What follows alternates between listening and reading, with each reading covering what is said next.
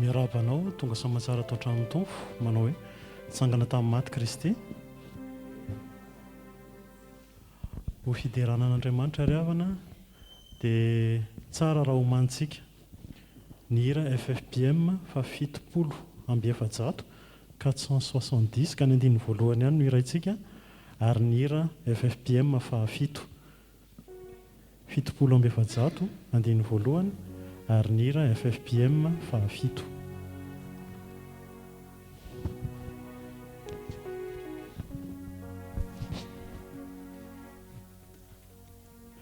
Ao anatin'ny perikopantsikany ry havana dia misy an'izao teny izao amin'ny anaran'i Jesosy Kristy Tompo: amoroany fo madio aho Andriamanitro ary avao sy orona marina ny fanahiko ato anatiko. Salamo 1:50. Amoroany fo madio aho Andriamanitro ary avao sy orona marina ny fanahiko ato anatiko. Io tenin'Andriamanitra io raha havana dia manambara voalohany indrindra aloha fa tena hoe misy lanjany lehibe ho ny fontsika ary ny obolana dia miteny mazava fa avy amin'ny fo ny aina. Dia anio ny mpanao salamo dia nangataka amin'ny Tompo ny amoronany fo madio ho azy. Davida no mangataka eto ary tena hoe vavaka ataontsika koa izany. Davida dia tsy nangataka hoe diovy ny foko na hoe atsarao ny foko fa tena hoe amorony fo madio ny foko. Ary ny voambolana nampiasain'i Davida mpanjaka dia mitovy amin'ny voambolana nampiasaina any amin'ny Genesisy tamin'ny namoronan'Andriamanitra an'izao rehetra izao. Fo vaovao no hirintsika anio ny omen'Andriamanitra antsika ary tena hoe miompo amin'ny tafiditsika amin'izany ary hivavaka tsika tompoko. Andriamanitra ray eo, ianao mahafantatra ny fonay, ianao mahafantatra Tompo ny tsy fahaizanay manaiky anao, ny tsy fahaizanay manaraka anao. Ary anio ianao ray eo, ianao izay namorona an'izao tontolo izao no angatahanay amorony fo madio izahay mpanomponao Tompo. Amorony fo madio izahay ray eo, tena hoe fo mankatoa anao, fo miankin-doha tanteraka aminao, fo madio anjakan'ny teninao tanteraka raha eo. Ndreto izay mpanomponao maniry ny amoronanao ato anatinay fo madio, hanantonanay anao Tompo ary ahafahanay mahita ny tavanao. Ndreto izay Tompo, enoy ny vavakay amin'ny anaranao Jesosy Kristy Tompo. Amen. Ny foko ry mpamonjy nagetaetanao, naniry lalantava ipianananinao, tsy afaka ao am-poko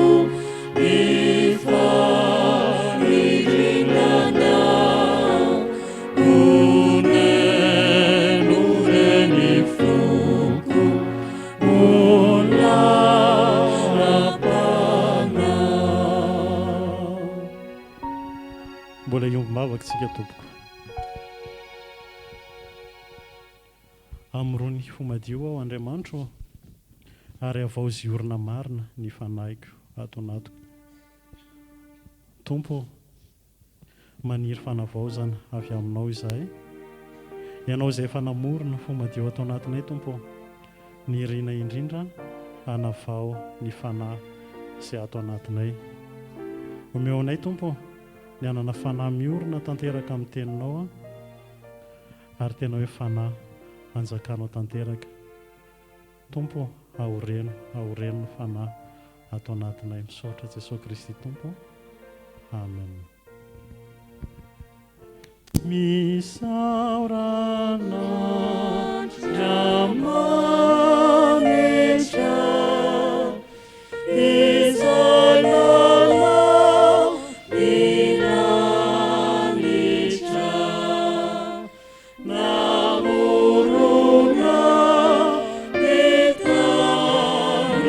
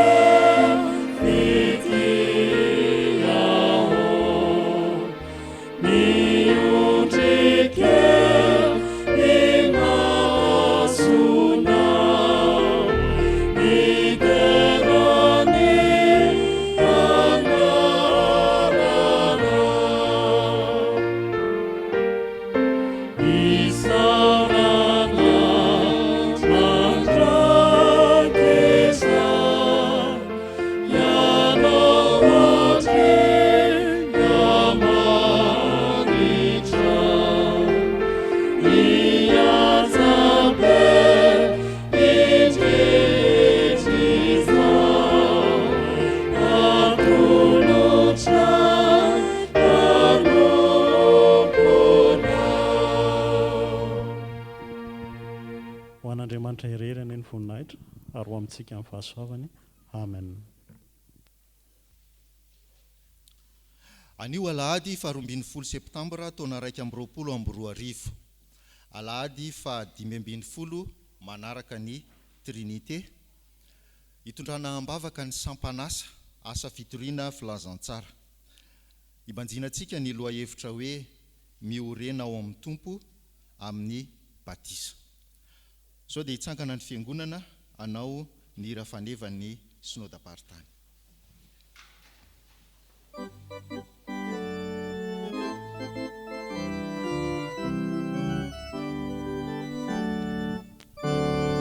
Miorena tsara amin'ny finoana, misikina erika andeha mijoro.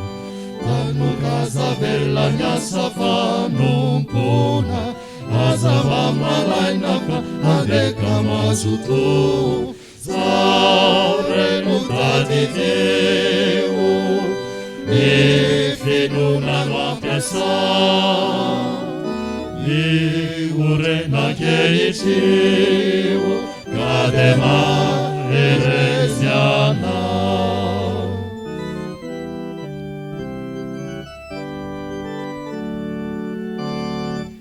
Asevane kena tawam patukina, reuna petraki Jesus sangana baeta.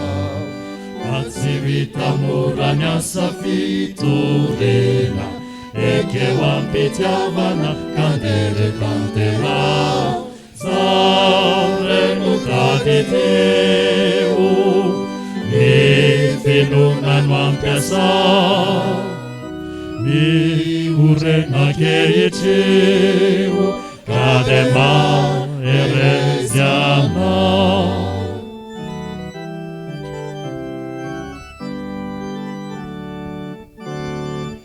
Masutumi asami pifalena, vanilangita alin manzara ruvana. Ufagana ariande kami sikina, efatwale mianjana uleze sotumpuna.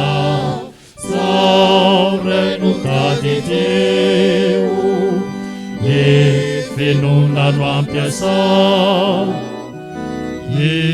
Urena keitiu, kadema eresiana. Zaurenu taditeu,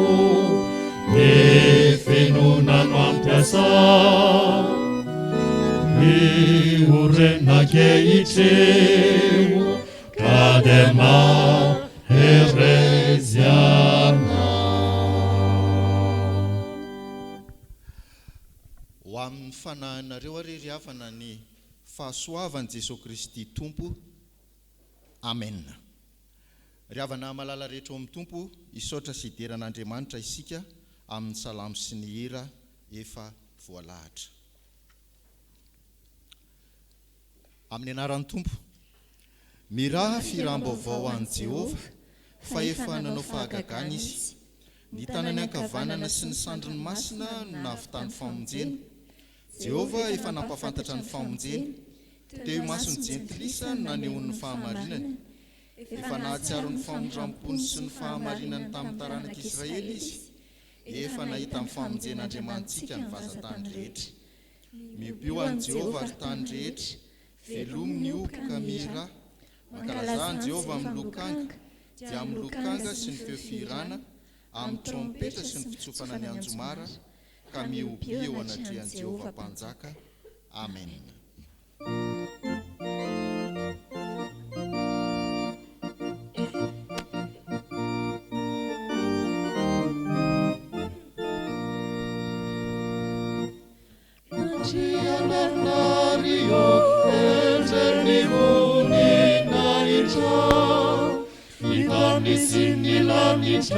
Mamelatra ni lazana, ni asana rehetra ni famonjena lehibe, ni daridalana iverani anarana.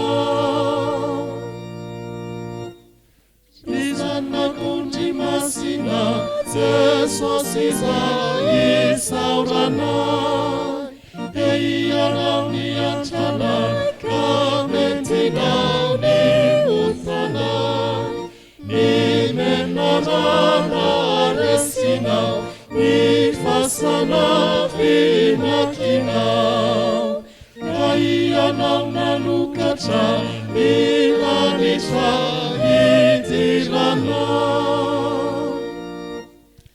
Orifanai masina Izai mitarikiana Anechitena sianaiki Apanuta izahai Mitauna simananastra Anayantani avuta Kamana masina anai Marai sunifit saurana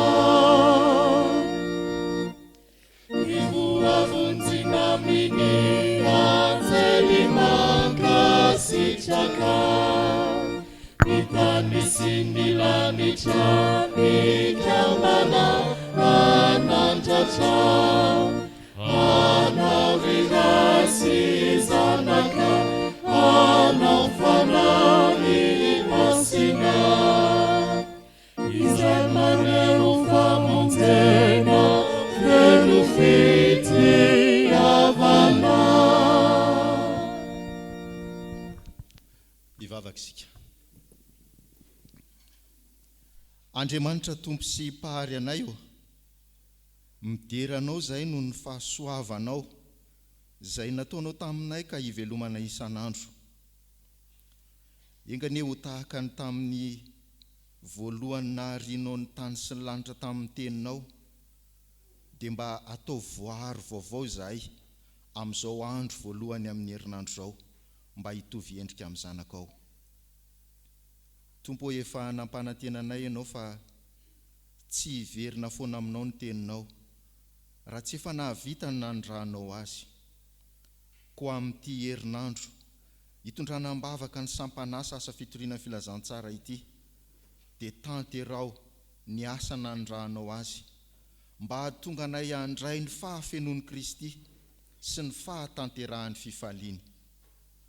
Hodirainay sy ankalazanay mandrakizay ny anaranao noho ny asanao sy ny voninahitra ao amin'i Jesosy Kristy sy ao amin'ny fiangonanao. Amen. Petraka ny fiangonana faharitra hitsangana kosa ny tanora sy ny ankizy anao ny hira efa voalahatra.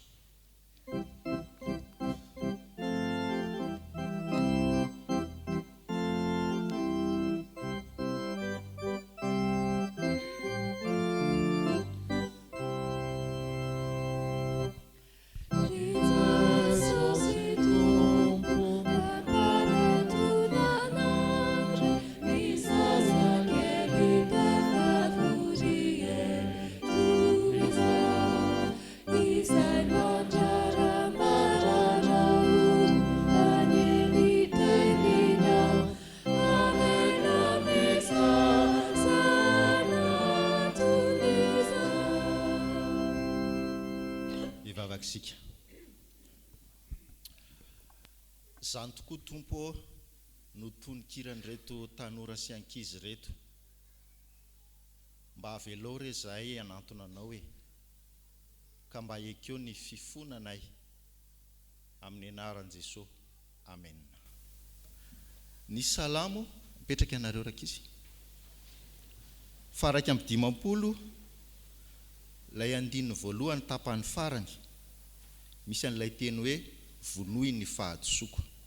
Andeo tsika rehetra hiaraka mamerina an'izany amin'ny anaran'ny Tompo. Salamo Fjkm 50 ny andininy voalohany tapany farany amin'ny anaran'ny Tompo, vonoy ny fahadisoko. Teny nataon'i Davida tao anatin'ny vavaka fifonany. Zany teny izany. Le teny hoe vonoy dia tsy amin'ilay hevitra hoe mahafaty na hoe mandatsakaina, fa amin'ilay hevitra hoe mamafa, manadio. Rehefa diso ny zavatra soratatsika dia ampiasaintsika avy hatrany ny famafana gomitsika lay fahadisoana fafana. Rehefa vita ny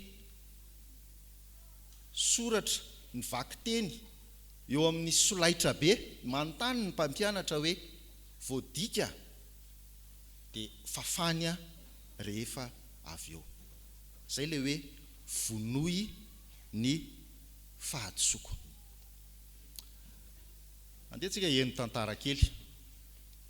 Nisy lehilahy ray, Lutera ny anarany, mpanitsy fivavahana no asany. Rehefa mandinika soratra masina teo Lutera, andro manalina mihitsy ty mpanitsy fivavahana ty no mandinika soratra masina, dia tonga teo amina andiny soratra masina iray izy. Ary rehefa nanao ny fandiniana izy dia avy ny apanga azy teo Satana, napangainy Satana teo izy. Ianao dia tsy marina eo anatrehan'Andriamanitra, ianao meloka ianao eo anatrehan'Andriamanitra, tsy afaka ianao raha ny fahadisoana be dia be nataonao. Dia naseho an'ny Satana teo lisitra maro dia maro, naseho any any Lutera. Reo avy ny fahadisoanao, tsy mahafaka anao, tsy mahadio anao, tsy mahamarina anao eo anatrehan'Andriamanitra. Dia ao anatin'ny fandiniana soratra masina Lutera no vangin'ny fanahy masina, dia niteny izy hoe ekeko fa nanao andreo na ataoko ireo, kanefa kosa hoy Lutera hoe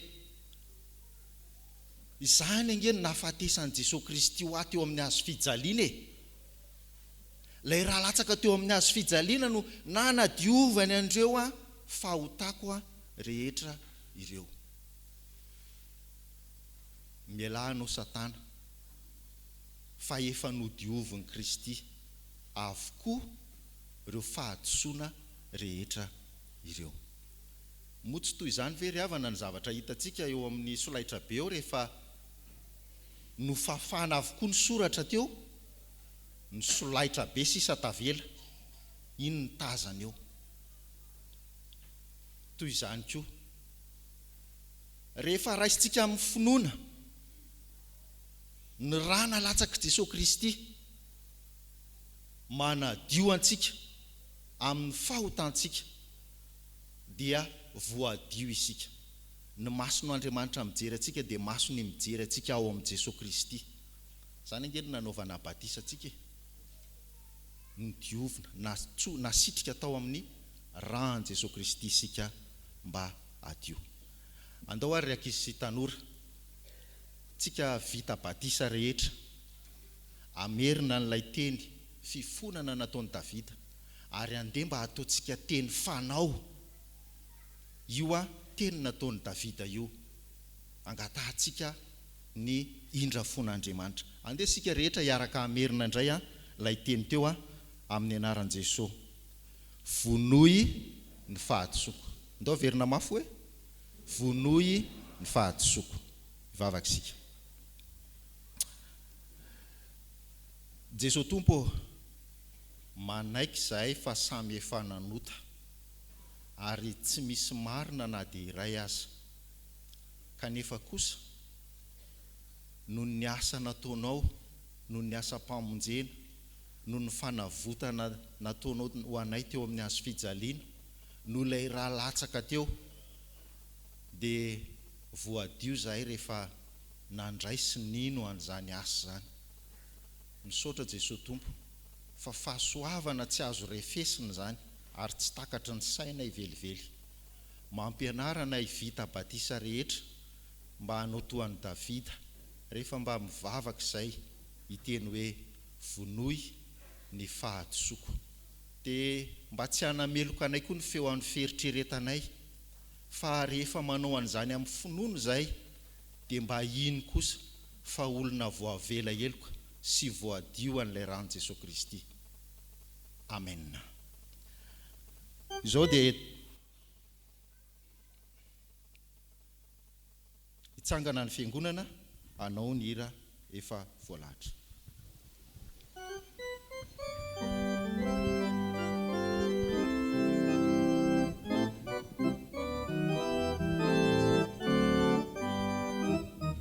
Surratire uveluna manati itundraina baba itanani inunatsi ufati kaangatu ividina nitenina sakafutuku nitenina sachifutusu nitenina nutenitsi mamati maharitra mandrakiza nitenina sakafutuku nitenina sachifutusu nitenina nutenitsi mamati maharitra mandrakiza.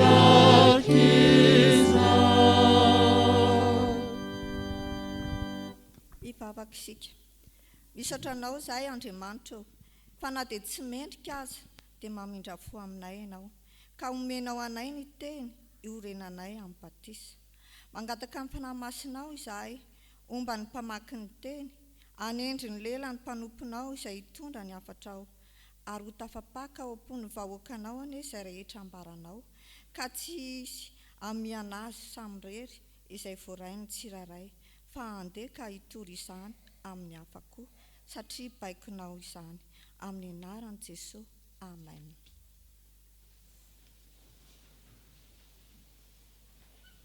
Iaraka amaky sy hain'ny soratra masina isika ao amin'ny fanekena taloha, bokin'ny Salama 150, andiny voalohany ka hatramin'ny 12. Rehefa hita dia vakiana amin'ny anaran'ny Tompo.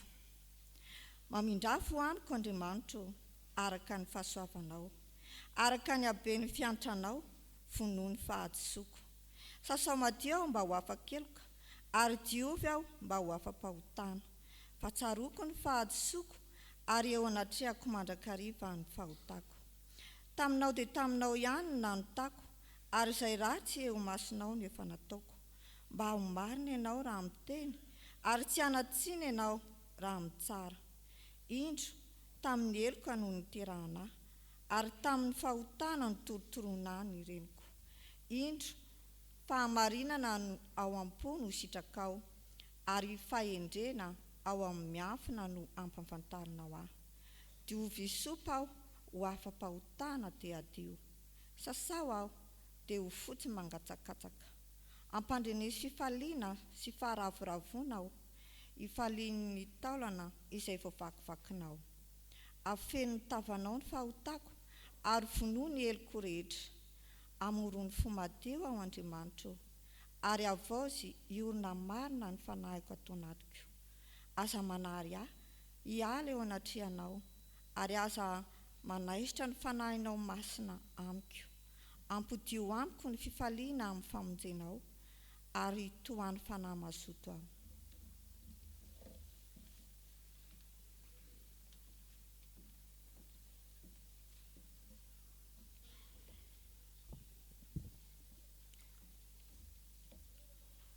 Hotohizantsika ny famakina ny soratra masina ao amin'ny fanekena vaovao. Filazantsara araka ny marika 9:40, andininy 12 ka hatramin'ny 12. Ary ho faranantsika ny famakina ny soratra masina ao amin'ny epistily nosoratan'i Petera voalohany 3, andininy 12 ka hatramin'ny 12. Rehefa hita dia ho vakiana amin'ny anaran'ny Tompo. Ary rehefa afaka izany dia niseho tamin'ny 12 lahy Jesosy raha nipetraka nihinana ireo. Ary izy ireo nanometsiny azy noho ny tsy finoany sy ny amafin'ny fony, satria tsy ninon'ireo fa nahita azy rehefa nitsangana izy. Ary hoy izy taminy, mandehanany amin'izao tontolo izao ianareo, ka mitoria ny filazantsara amin'ny olombelona rehetra, izay mino sy adao batisa no vonjena, fa izay tsy mety mino no elohina. Ary zao famantarana izao no anarak'izay mino, hamoaka demonia amin'ny anarako izy, hiteny amin'ny fiteny izay tsy mbola hainy izy, handray menarana izy, ary na dia misotro zava-mahafaty azy izy, dia tsy hampaninona azy zany. Hametra tanana amin'ny marary izy, dia ho sitrana ireny.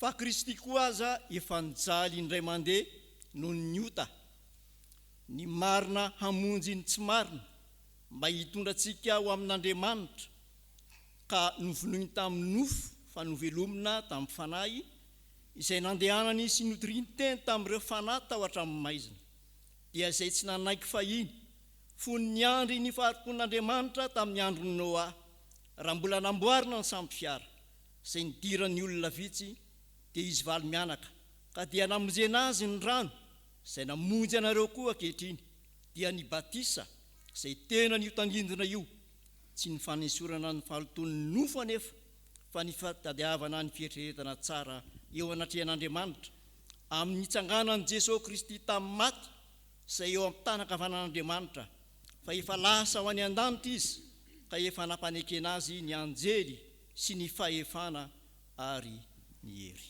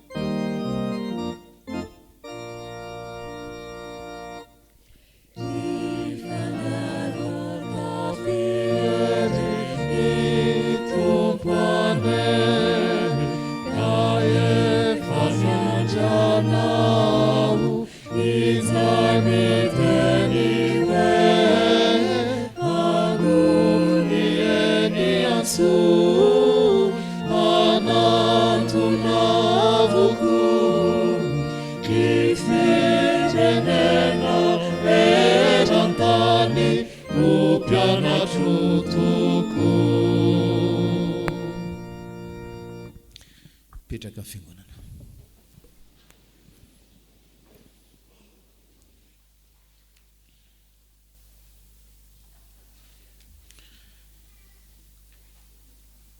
Vavaka sikarevana. Tompo malalo ny fanahinao izay nametraka ny teninao tao amin'ny Petera no okare mbola ametraka zany teny zany ao am-pon'ny tsirairay, ary aoka ny fanahy hiasa mavitrika ao amin'ny tsirairay amin'izao marain'izao ampanatona ianao, ampibanjina anay ianao, ary indrindra koa Tompo ampitoetra anay ao aminao. So vavaka zao dia atao amin'ny anaran'i Jesosy. Amen. Petera voalohany toko 7 ry amana. Petera voalohany toko 7.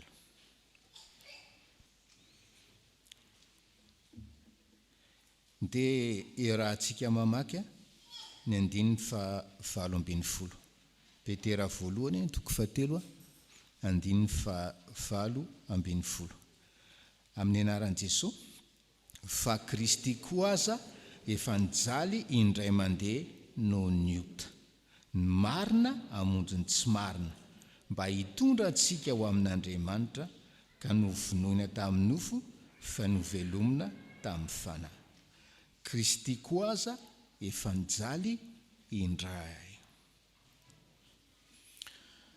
Fahamarinana voalohany ry havana izay men'ny tompo antsika fiangonana amin'izao marain'izao dia ny hoe mifaly amin'ny fahorinao. Mifaly amin'ny fahorinao.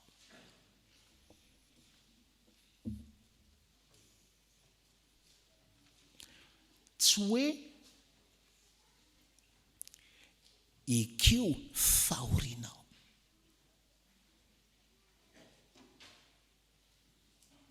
Tsy hoe misora amin'ny fahorinao. Fa ampiana hoe mifalia amin'ny fahorinao. Rehefa mety fahoriana dia hifalia. Zay no fahamarinana voalohany, mifalia amin'ny fahorinao. Zany no ataon'ny olona te hiorina ao amin'ny tompo ry havana, mifaly amin'ny fahoriana. Filipiana 2:7 donc raha antsika mijery Filipiana 2:7. Mahavariana ity texte ity rehefa himasoana manokana tahaka izao ry havana.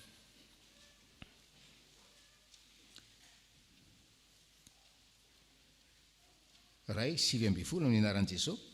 Fa ianareo efa nomena noho ny an'i Kristy tsy ny ino azy ihany fa ny ara-pahoriana koa noho ny aminy. Fazarana eto moa ilay mampatsiahy an'ilay teny frantsay amin'ny version second hoe car il vous a été fait la grâce non seulement de croire en Christ mais encore de souffrir pour lui. Inona moa no lazain'i Paoly ry havana? Manamafy ny zavatra lazain'i Petera.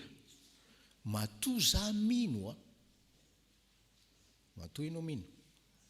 Tsy hoe endriko koa noho ny hafa ianao, tsy hoe matanjatsaina koa ny hafa ianao, na manan-tsaina koa ny hafa dia ino fahasoavana ny menanao zany, grâce-n'Andriamanitra zany. Dia hoy izy Paoly amin'ny Filipiana 2:7 hoe fahasoavana ny menanao tsy ny ino an'i Jesosy ihany fa ny ara-pahoriana noho ny aminy. Zany fahamarinana ampatsevina antsika. Inona moa ny dikan'izany? Maninona no ampatsevina eo amin'ny fiandohan'ny perikeo hoe Kristy koa aza efa nijaly. Ianao mijaly ry havana dia tena hoe tompo-kase zany fa tena manana finoana marina. Ianao mijaly ry havana dia manana antoka ianao, ninona fijalianao, ninona fahorianao, fa manara-dia amin'ny Kristy ianao. Izay lalana ny zoran'i Kristy tety tany dia zoranao rehefa mijaly ianao, rehefa ao anaty fahoriana ianao. Ary mieritrereita ihany ry havana raha milamina be ny fiainanao, lafim-pahoriana ny fiainanao, mandiny tena ny amin'ny finoanao. Nao natao mifaly amin'ny fahoriana satria faly afa-tena kristianina zany.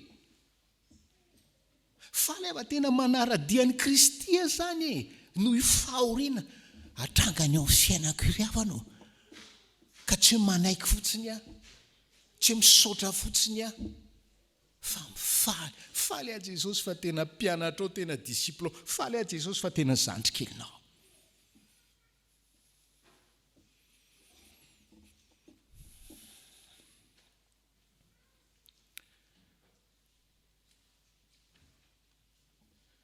nisy pastera zay nandeha retraite tany États-Unis tany. Dia izy io aloha nandraisana ny antson'ny tompo ho pastera, dia nanao fianarana comptabilité. Dia rehefa reny tao am-piangonana fa andeha retraite pastera, nefa mbola salama mavitrika pastera, dia niteneniny le misy olona vitsivitsy tompona orinasa hoe maninona raha manao comptable aminay ianao, fa mila olona mahatoky, mila olona manao ny marina zahay. Tena naiky le pastera. Inona ny zavatra nitranga nefa? Inona ny zavatra nitranga? Ay le olona ny antso azy, le tompon'le orinasa, le associé amin'le orinasa, tena olona tena ratsy fanahy, manao zao tsy fahamarinana rehetra zao. Ka rehefa tonga ny enquêten'ny polisy, le pastera nitratra farany teo, le pastera no nigahatra, fa izy tsy voaroroy, le tompon'le orinasa tsy voaroroy no ny afetseny. Teny gahatra le pastera, joro vavolombelona le pastera, ary niaran-gahatra taminy nahita an'izany, tsy mbola nahita olona faly ohatran'izany taty am-pikatrana, satria ny faly izy tamin'le fahoriana, faly izy tamin'le fahoriana. Dia tany am-pikadrana tsy be koneta-katozy na naninona, fa hoe natony toerana hitoriana filazantsara, le prison ray manontolo, ary faly izy fa hoe zany ka ny sitrapon'ny tompo aminy amin'izany fisotroany ronono zany, tsy hanao comptabilité en entreprise, fa mbola hitory filazantsara hatramin'ny farafofonay mba fampidirana olona any an-danitra ry havanao.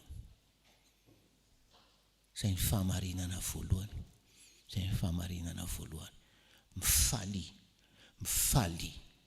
amin'ny fahoriana, ninina fahoriana, fa marika izany fa manahaka any Kristy ianao. Jerentsika inge ny asan'ny apôstôly toko 15 amaranana zay fahamarinana voalohany zay.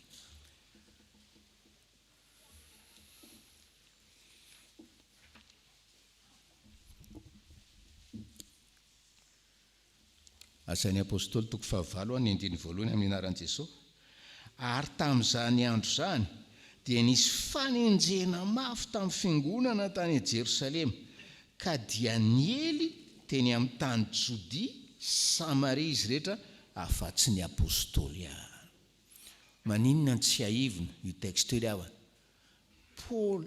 Petera zay mity manafatra antsika mifaly amin'ny fahoriana, tsy manao katekisma izy izy ny samborina, gadraina, tsaraina, tena niainana zany fanenjena zany.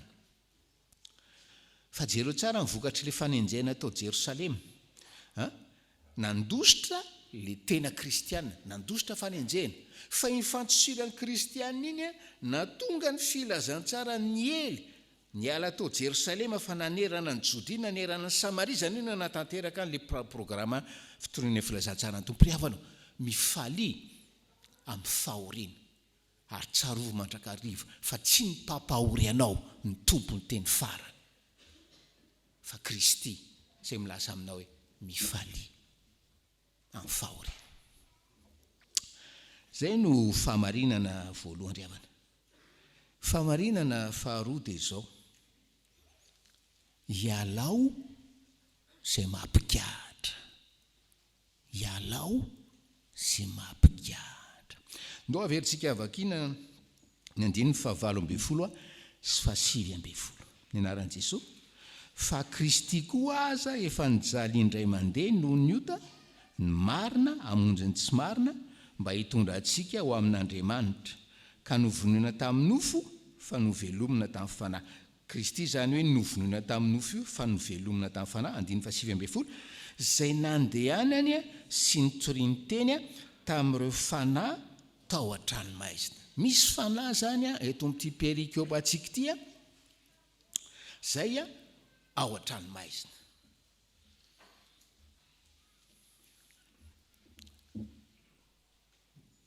dia ozy izy tsika amin'ilay fahamarinana faharoa hoe ialao sy mety mahatonga anao any an-tranomaizina, ialao sy mampikatra anao. Le figadrana resana aloha dia mazava ho azy hoe raha maka ny fiainantsika andavanandro hoe ialao sy mahatonga anao ho any an-tany mora na ho any an-tsiafia. Quoique eto Mada za tsy mpitsara fa mpamaky gazety indraindray hafahafa ihany fitsarana fa ialao fa eto tranomaizina hafa ty resahana eto ty, ary io ny tena tranomaizina ialana riavana, io ny tena tranomaizina ialana. Aizy ty tranomaizina ty tranomaizina ty le toerana atson'ny Baiboly hoe ny fiainatsita. Rehefa maty ny olona dia midina any amin'ny fiainatsita. Dia mizara telo io fiainatsita io araka ny Baiboly. Ao zany le olo-marina izay maty talohan'ny nahatongavan'i Kristy. Io le paradisa resahan'i Jesosy. Asa raha tsaronareo le tenin' Jesosy tamin'le jiolahy bebaka tamin'ny minitra farany teo anilany teo amin'ny hazo fijaliana, le tenenany hoe anio ny onanao amiko any paradisa, tsy le paradisa any an-danitra io fa paradisa ato amin'ny fiainatsika io. Dia misy antsana mampisaraka an'le izay ny partie faharoa dia ny selo, le tranomaizina misy an'ireto fanareto. Zany hoe ato zany le olom-bovonjy talohan'i Kristy noho ny finoany le antsana mampisaraka zay tsy azo hiampitana dia tia le tranomaizina misy an'ireto olona zay hitorian'i Kristy teny ireto. Zay le izy novonoina tamin'ny nofo izy fa novelomina tamin'ny fanahy zay nandehanany sy nitoriany teny tamin'ireo fanahy tao an-tranomaizina. Inona moa zany lazaina dia mba hazava tsara. Rehefa mitenitsika amin'ny fanekim-pinoana isan'Alahady hoe nidina tany amin'ny fiainatsita izy, io izy riavana, nidina tany amin'ny fiainatsita izy. Izy zany nidina tany amin'ny fiainatsita Jesosy. Fa manino ny Petera no miteny hoe novelomina tamin'ny fanahy? Le fotoana nidinan'i Jesosy tany amin'ny fiainatsita dia le fotoana nitoerany tao am-pasana.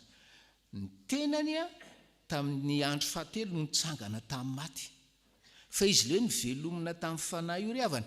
Ny fanahin' Jesosy no nandeha nidina tany amin'ny fiainatsita nitory tamin'ireto olona tao an-tranomaizina reto. Zay le fandeha zany. Fanahin' Jesosy fa tsy ny vatany. Fanahin' Jesosy nitory tamin'ireto fanahy reto, vatan'ireto olona reto koa mbola tany am-pasana tory tamin'ny fanahiny. Inona moa zany nitoriany tamin'ireto olona reto? Rehefa mamaky hefiteninareo riavana dia hoe ity verset 8-7 ty no verset sarotra indrindra ao amin'ny Baiboly. Be dia be ny zavatra tsy takatra fa zay takatra aloha dia ambara. Zay le méthode.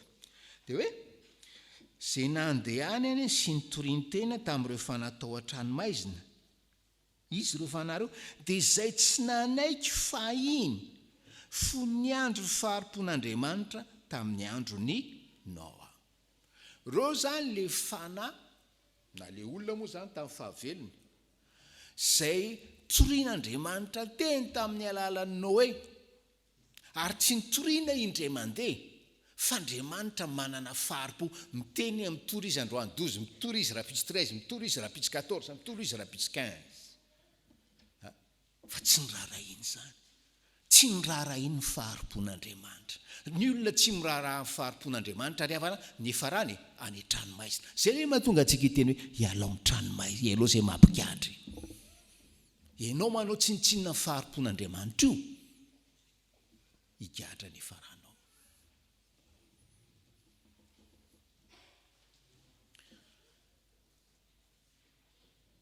120 ans nanamboarana ny samby fiara. 0 taona zay no faharetan'izany hoe faripon'Andriamanitra tamin'ny andron'ny Noa zany ry havana. Ary inona fa io Noa izay manomboka mandrafitra le samby fiara io. I Noa izay hoe manapeka marito mamantsika an'le samby fiara io. Sy ny sisa. Tsy mandrafitra planche fotsy izy ho an'le samby fiara. Fisaky mandrafitra planche izy ka mahita olona maniratsira, maneso manevateva. Isaky mamantsika izy. Azo antoka fa zay hoe famantsiana rehetra, zay fametrahana planche rehetra, elan'elanina teny fitaomana ho amin'ny fibebahana amin'izay olona maniratsira azy ireo. Satria ny fanahin'ny tompo ny tao am-pony Noé hoe tena hoe tsy tiany ho any trano maizinareo mpaniratsira reo. Raisosereo amin'izay ry havana ny tenin'Andriamanitra. Raisosereo ny tenin'Andriamanitra. Ary matoa mbola velonay nandroany 12 juillet. Antony tokana, antony tsotra, maro-po aminao Andriamanitra. Ary isaky ny fo maraina ianao, aza ny fo amin'ny fahazarana intsony, aza ny fo tahaka ny hoe mandeha ho azy zany. Fa derao Andriamanitra, wow, velonayna satria maro-po amiko ianao. Ary Jesosy mitory-teny any io tsy fantatra marina izay votoatin'le tory-teny. Fa misy fahamarinana le fitenenina hoe tonga tany izy any teny tamin'ireo. Hitanareo. Toy ny teny amin'ireo fanahy ohatranomaiziny hoe azonareo tsara amin'izay, ny adalanareo, ny ditranareo. Ary indrindra Jesosy nidina tany ry havana ka mametraka an'izany eo ombany masitsika hoe zange miteny aminareo hoe ialao izay mampikatra e. Zany ny teniny amintsika amin'izao maraina izao, ialao izay mampikatra ny fahaverezana mandrakizay ry havana. Enao naman'ny Noa valy mianaka, olombitsy nandeha tamin'ny fahamarinana. Misy mpanompon'Andriamanitra anankiray faran'izay mahatoky fa teneniko ny zavatra ny teneny. Fa tsy hitako le sorsa fa izy mahatoky dia veriko dia inona hoe mahatoky ny zavatra teneny. Ry Noa valy mianaka nandeha tamin'ny fahamarinana. Tsy nanivaiva ny farimpon'Andriamanitra. Firy nisan'ny olona zay hoe ringana tamin'io tety ambony tany 8 millions hozy izy le mpandinika. Ianao ry havanao, oka inamana amin'le valo le akavitsiana, aza miombona amin'ny fanao n'izao tontolo zao hoe le 8 millions ato amin'izao tontolo zao manao zao eny paster efa reko. Jereo ihany sy olombitsy ary mety izy ianao ho namana. Maka ohatra zao rehefa mba miteny ianao tsy efa ampy fa izy kolikoly ka io pastera tsy afitra tsony any pikadrana ny faranao mety tsy miditra ny tany mora ny tsy afahinao fa ny mititrano maiziny ity ny faranao ry havana. Zay ny fahamarinana faharoa hoe hialao sy mampiditra any trano maizina rehefa tonga farafofinaintsika zay isika vao tsy hanotatsony fa ny angatana amintsika isan'andro dia miezaka hanana fieritreretana tsara araka ny teny Petera eto, voadio amin'izay mahaloto azy araka ny efa lazaina tamin'ny 10 minitra teo. Voadio amin'izany, voadio n'le rana latsaka teto, zany lazain'ny Petera ry havana. Dia voaloto indray rapitsy dia manadio ny eritreritra mba tsy hanana conscience manameloka ianao koa mba mitory-teny ohatran'io nefa ny jereo ty ataonao. Zany rehefa tsy manao izany ianao ry havana any trano maizina no efaranao. Fahamarinana fahatelo farany eo amin'ny 9:20 ny anaran'i Jesosy. Izay eo amin'ny tanana ankavanan'Andriamanitra fefa lasa ho any an-danitra izy ka efa nampanekena azy ny anjely sy ny fahefana ary ny hery. Tsarovo mandrakarivo fa Jesosy ankehitriny dia eo an-tanan'Andriamanitra, eo an-tanan'ankavanan'Andriamanitra. Tsarovo mandrakariva fa Jesosy ry havana ankehitriny dia eo amin'ny tanan'ankavanan'Andriamanitra. Misaotra ny tompo moa ny amin'izay hoe fifampiarabantsika hoe tsangana tamin'ny maty Kristy dia mamaly eny tsangana tokoa izy. Fampatsiahivana hoe izany ny fototra, izany ny fototra. Be dia be ny kristianina manompo Andriamanitra maty na manompo Jesosy tsy nitsangana tamin'ny maty dia mba izay mba hoe karazana hoe fampatsiahivana antsika ry havana. Fa zao ny zavatra tenenina antsika androany dia hoe azalanao tsainao fa sainy mandrakariva ry havanao fa Jesosy ankehitriny dia eo amin'ny tanan'ankavanan'Andriamanitra.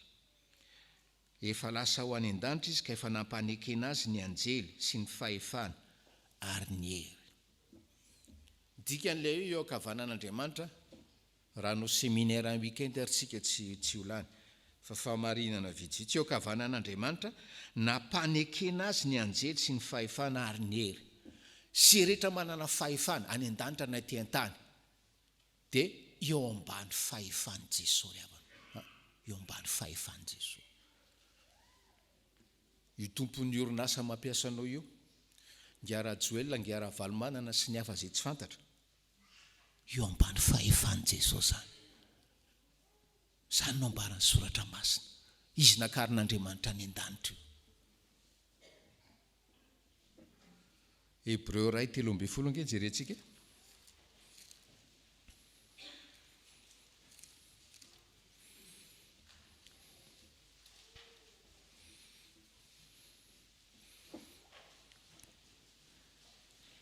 Ny anaran'i Jesosy, fa anjely izy nombany lazany hoe mipetra ao tanako ankavanana ambara-panao koa ny fahavalonao ho fitoeran-tongotrao. Raisinao ho fahavalo moa izay rehetra mampahory anao satria tsika teo mifaly amin'ny fahoriana. Io fahavalo hitanao maso io eritrereto amin'ny finoana hoe efa ataon'Andriamanitra fitoeran-tongotry Jesosy io ry havana. Mampahory anao izy possible efa ataon'Andriamanitra fitoeran-tongotra dia vitanao ny aritra fahoriana, vitanao ny saotra an'Andriamanitra noho ny fahoriana, vitanao ny faly amin'ny fahoriana. Romanina 9:9.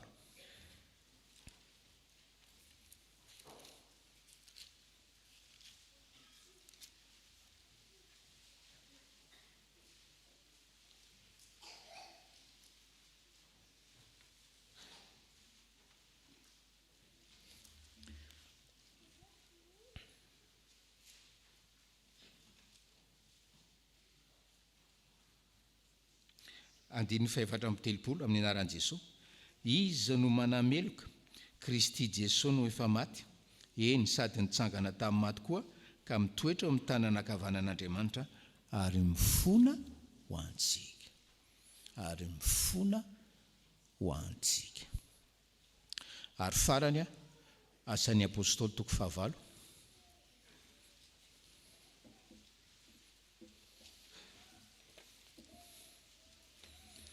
Asan'ny apôstôly 5:9.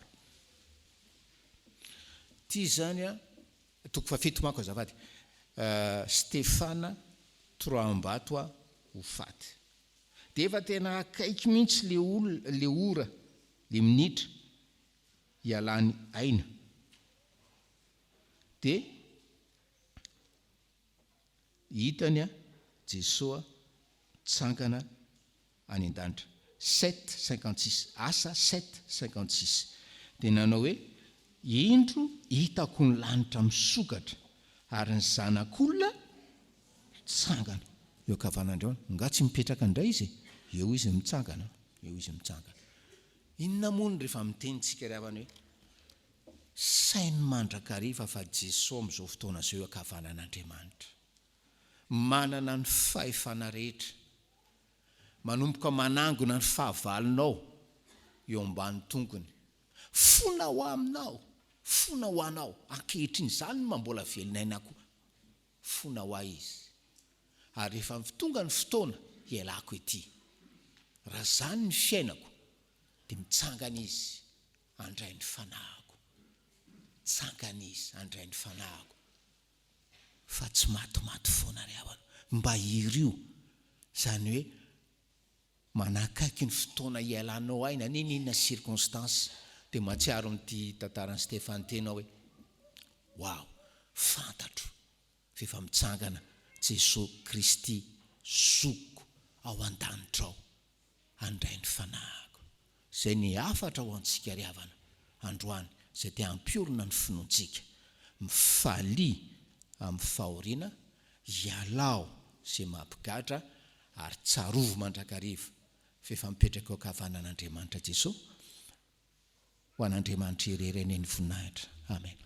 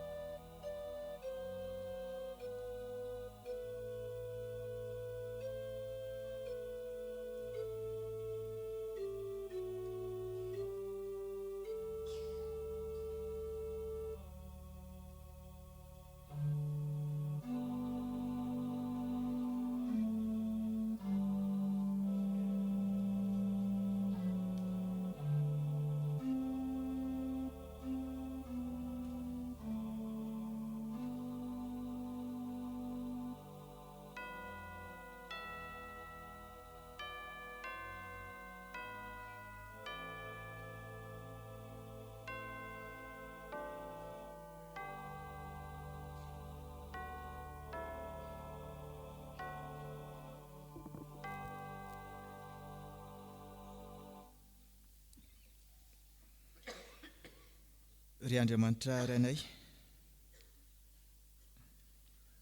enay ny teninao Tompo, mangororo ny fanahinay ary fieny tahotra, fa tsy te ho any amin'izany atao hoe tranomaizina izany izay, tsy te ho fery izay Tompo. Eny mitamberinao anatinay ireo izay fahadisoana rehetra izay vitanay, mifona ry Tompo. Ifonanay reny Andriamanitra, tsy te ho very izahay, ary aza malavana ny fifonanay, maharaisy izahay Tompo. Ary raha ny teny koa ianao hoe mifaleo anatin'ny fahoriana, dia fantatra ny ry Jesosy Tompo fa misy fotoana izay mihitsy ilay mpampahory, izay mihitsy mitondra fahatafitonana ho an'ny namanay, ifonanay koa reny Andriamanitra. Mangetaheta izany lanitra izany izay, mangetaheta ny fanahinay mba ho avitra, mba hitsantatra n'izany paradisy izany, fa mamindrafo aminay, mamelany elikay. Jesosy, enoho ny fifonana izay asandratsy ny tsirairay avy-ankehitriny.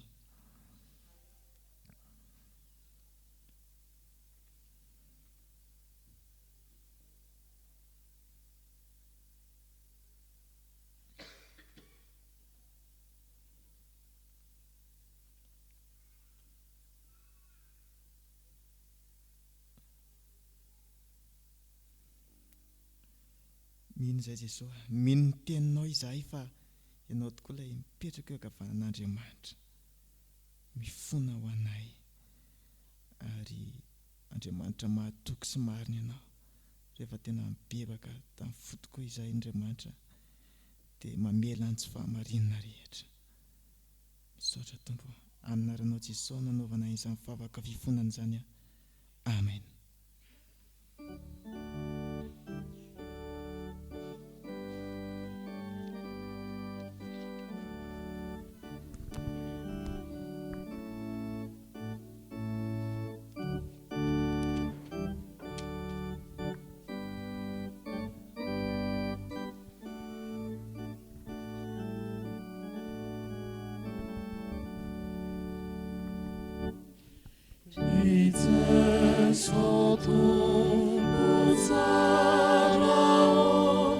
Eres ilahatra wiza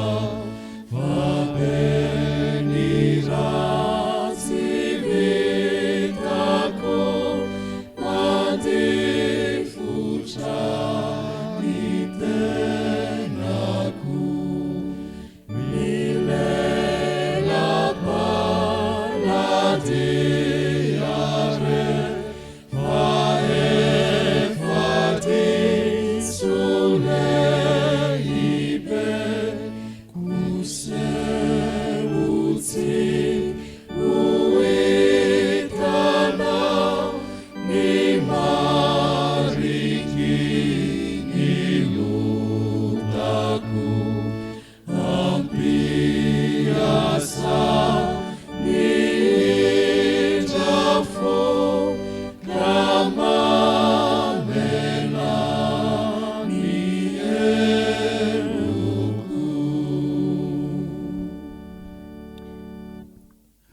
hoanao izay ny bebaka marina tokoa mitsangana andray ny teny soa famelan-keloka omen'ny tompo anao.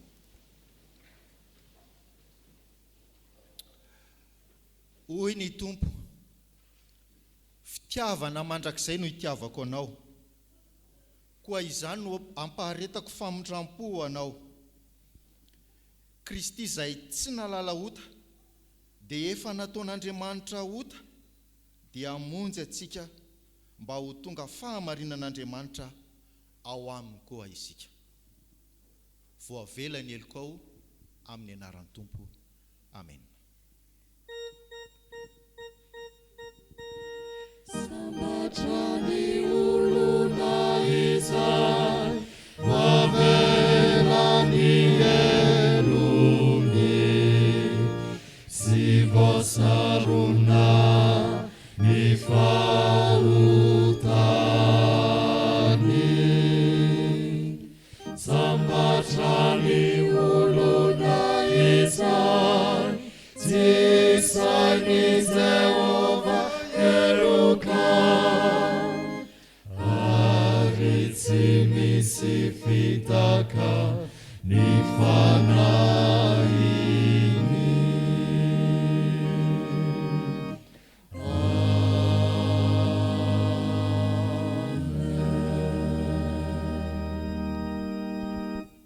Ny fanekam-pinoana laharana faharoa no andeha iarahantsika manambara indray.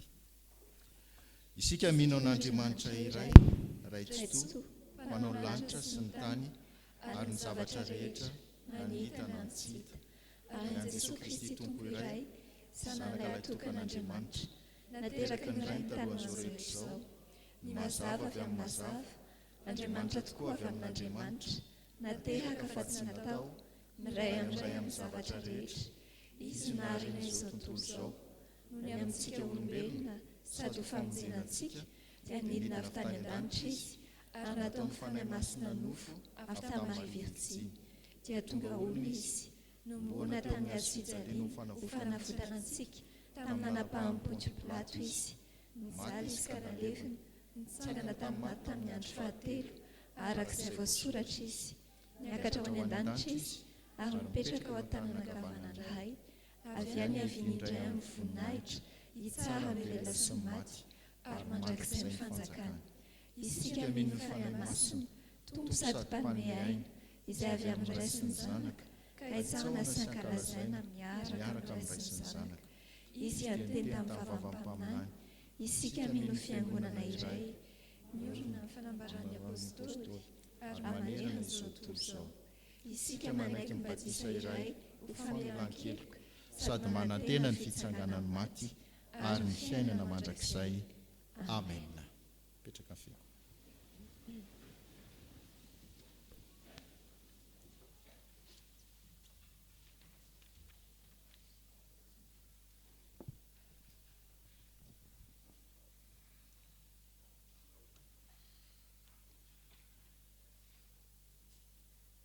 Ry Tompo Andriamanitra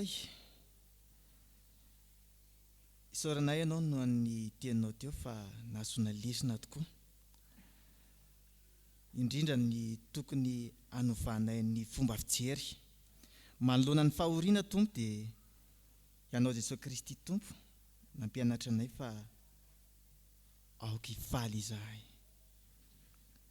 Eny Andriamanitra, matetika ao anaty fahoriana dia fimonomononana, fanomezan-tsiny, zavatra maro samihafa izay tsy dia mahafinaritra loatra no ao anatinay. Fa nahintsinao ny fomba fijerinay dia aoka izay hifaly. Ampianary izay Andriamanitra ahifaly ao anatin'izany fahoriana zany. Eny misy fotoana zany mety tsy ho zakanay Andriamanitra fa ianao mba ameny fientseponay, ameny fahatezerana, ameny zay mety rehetra tokony fehezina ao anatina ihany. Fampianary izay ahifaly ao anatin'izany fahoriana zany. Dia tahaka ny apôstôly Paoly izay na dia tao anaty figadrana azy, na dia tao anaty fahoriana sy fanenjehana mafy azy, ireo mpianatra fahiny dia nay nifaly tao anatin'izany. Eny ampio ihany koa izahay tao amin'ny fanahinay mba tsy hazakazaka makana an'izany atao hoe figadrana na an-tranomaizina izany. Mba omeo fo izahay Andriamanitra ankatony ny sitraponao, anaraka ny didinao. Mba ho faly ianao ry Andriamanitra ray raha ahitanay zanakao fa hoe indroko ny zanako tena tia ahy manaraka izay teneniko. Ary tena feno fifaliana ny fonay fa antoka ho an'ny famonjenay ny fipetrahanao eo ankavan'Andriamanitra ray ry Jesosy Kristy Tompo. Eny mifona ho anay isa sekondra ianao, isa minitra ianao. Feno fifaliana ny fonay fa velona tokoa ny Andriamanitra ary mifona ho anay izany. Mankasitraka. Ary ny amin'ity an'ity dia tondram-bavaka izay ho an'ny sampanasa asa fitoriana filazantsara, na ho an'ny foibe na ho an'izay eto amin'ny fiangonana dia ianao Jesosy Kristy Tompo anafy hery ireo mpikambana rehetra ao anatiny, anome fahendrena ireo boran mpitantana ao anatin'izany sampanasa izany. Mba azoto hatrany Jesosy Kristy Tompo ny fiangonana, any fitoriana ny filazantsaranao. Ary ianao Jesosy Kristy Tompo matoky sy mino izay Andriamanitra fa araka ny tianao dia mpanolo-kevitra ianao, mpampahery ianao, dia mino izay Andriamanitra fa hotoloranao izay tokony sahaza aza io sampanasa AFF io. Ianao Jesosy Kristy Tompo ihany koa mba anohana ara-bola, anoharana ara-pitaovana arak'izay mety ilainy izany sampanasa izany. Izay tonga eto ihany koa ry Jesosy Kristy Tompo izay makivaky ty herinandro vaovao ty dia manana izay faniriana eny anatina ihany, manana izay etaeta lalana anatina ihany. Asandratra izany favaka mangina izany fa mba henonao Tompo.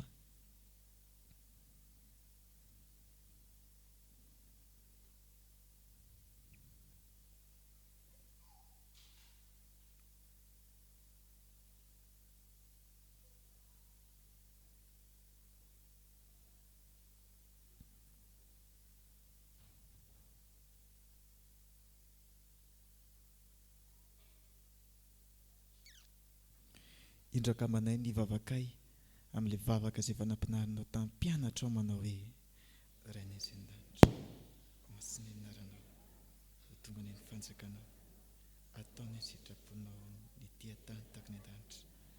Omeo an'inona na sazaonay ary mamelany alikay tahaka namelana izay melaka taminay, ary mitondra ny fakapanahy fa manafahany amin'ny ratsy, anao ny fanjakana sy ny hery ary ny voninahitra mandrakizay. Amen. Faly miarahaba ny fiangonana amin'ny anaran'ny Tompo. Fampafantarana, fampatsiahivana vitsivitsy ry havana momba ny Jehobily fisotrondron'ny mpitandrina raha maha olo miasy lofon'ny vady. Anterina ry havana fa amin'ny heriny anio ny Alahady ny zokiolona, Alahady 7 Septambra. Hitondranam-bavaka ireo ray aman-drenitsika. Asain'izy ireo hisoratra anarana na eo an-tokotam-piangonana na ao amin'ny sekreteram-pandraharaha. Marina fa ara-pitso no mifarana ny fisoratana anarana, Alahadin'ny zokiolona. Faharoa ny Alahady 9 Septambra. Alahady iombonantsika miara-misakafo amin'ny sakafo agape atao anatin'ny taonjobily.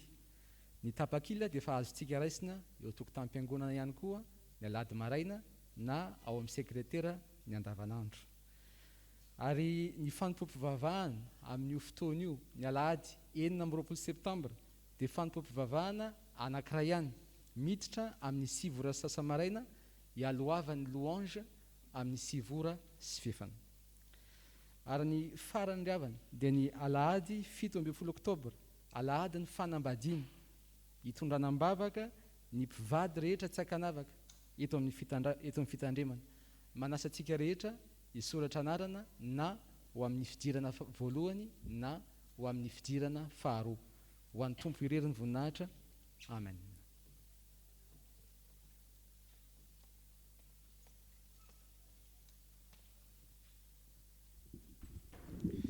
Manantitra ny fiarabanan'ny fiangonana ry havana ary miaraba manokana ny AFF amin'izao alahady hitondrany ny Fjkm ambavaka ny AFF manerana azy. Rafitinina ny afatra ho anareo AFF dia ny hoe enganie ka tsy isy AFF iafara any an-tranomaizina. Raha izay faharoa ary koa ho AFF plaza amin'ny olona fa diso lalana izy raha tsy miva lalana satria iafara any an-tranomaizina izany lalana diso izany ary dia ho AFF crédible mananatra sy mitory tahaka izany. Faharoa ry havana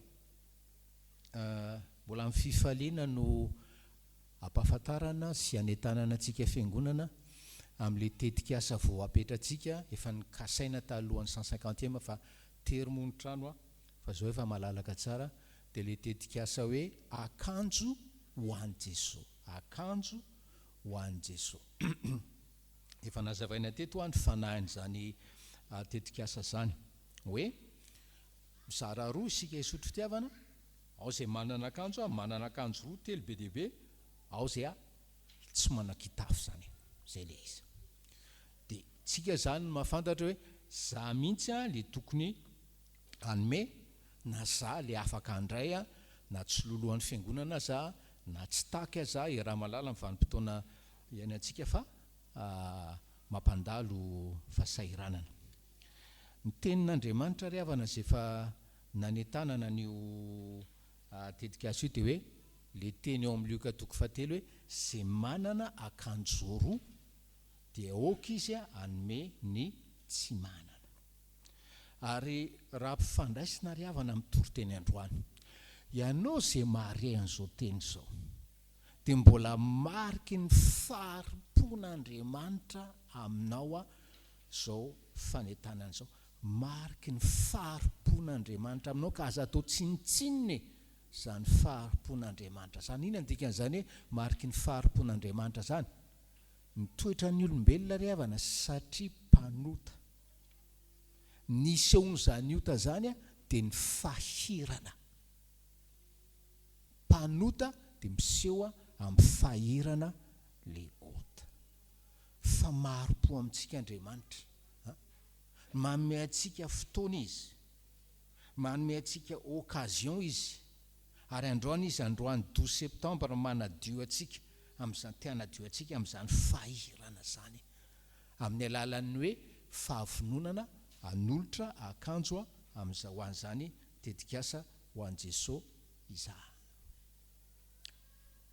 Tsy indrina ry havana fa raha hanome ihany ianao okare tsy hoe fatina akanjonao any nomenao mazava ny teny soratra masina izay manana akanjo roa dia aoka izy hanome ny tsy manana.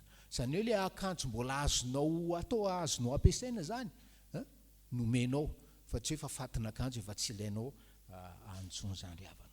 Izay rehefa hanetananao antsika ny sabotsy ny fanaterana n'le ho anareo izay hanolotra akanjo ny sabotsy no fanaterana, ary ny fizarana kosa dia isaky ny latsinainy tolakandro manomboka amin'ny 12 sasany ka hatramin'ny 5 sasany. Fanaterana zany sabotsy fizarana latsinainy zao sika dia efa afaka manatitra sabotsy zao fa mbola manangona aloha tsika dia ny latsinainy ampitso ny alahady voalohany.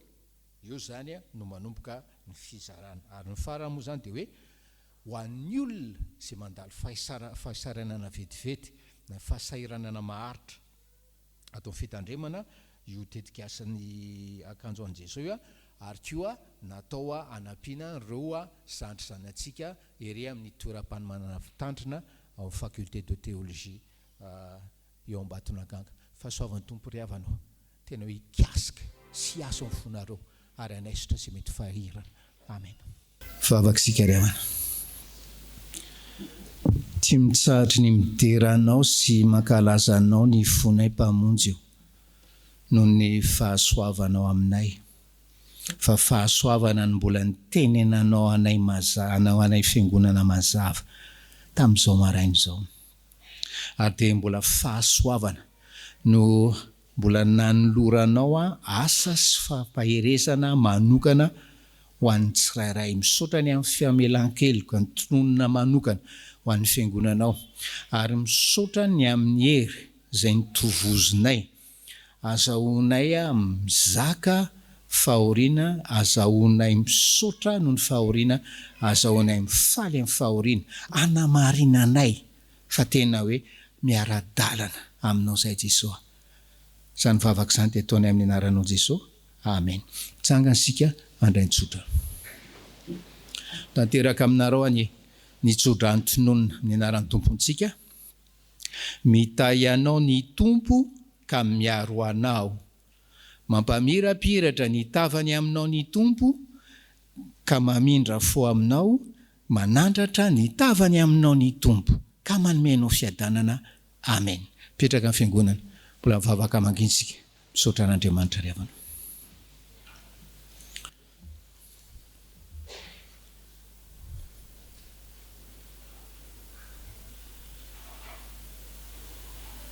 Ho an'ilay Andriamanitra velona irery anye ny voninahitra amin'ny anaran'ny Ray sy ny Zanaka ary ny Fanahy Masina. Amen.